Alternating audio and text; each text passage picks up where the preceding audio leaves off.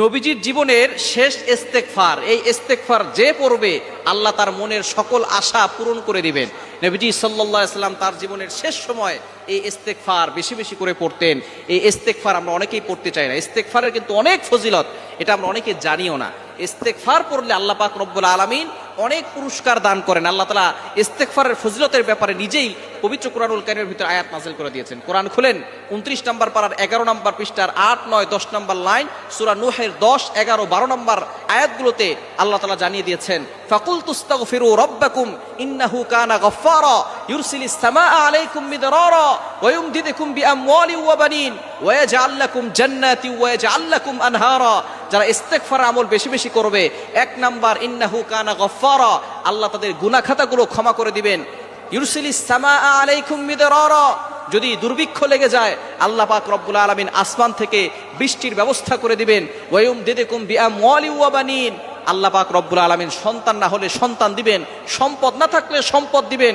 ওয়া ইয়াজআল লাকুম জান্নাত, আল্লাহ তাআলা জান্নাতের ব্যবস্থা করবেন এবং জাহান্নাম থেকে মুক্তির ব্যবস্থা করে দিবেন। ইস্তেগফারের এতটা ফজিলত, কিন্তু আমরা ইস্তেগফার করতে চাই না।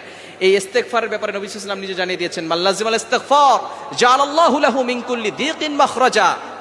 যে ব্যক্তি ইস্তেগফারের সাথে আঠার মতো লেগে থাকবে, আল্লাহ পাক রব্বুল আলামিন ওই ব্যক্তির সকল দুর্ঘটনা, অ্যাক্সিডেন্ট থেকে হেফাজত করবেন।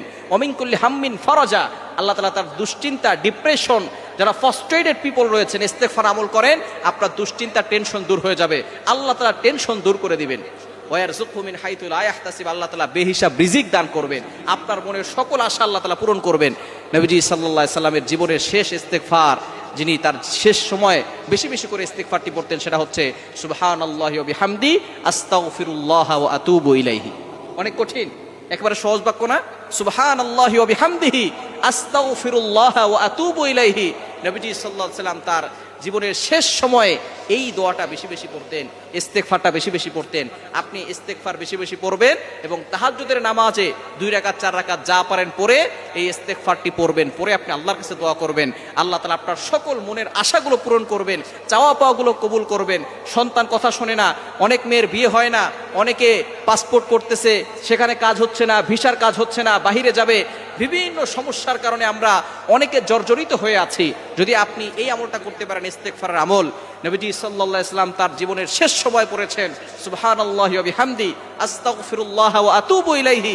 ইস্তেগফারের মাধ্যমে আল্লাহ তাআলা আপনার সকল দোয়াগুলো কবুল করবেন, সকল চাওয়া পাওয়াগুলো আল্লাহ তাআলা কবুল করে নেবেন।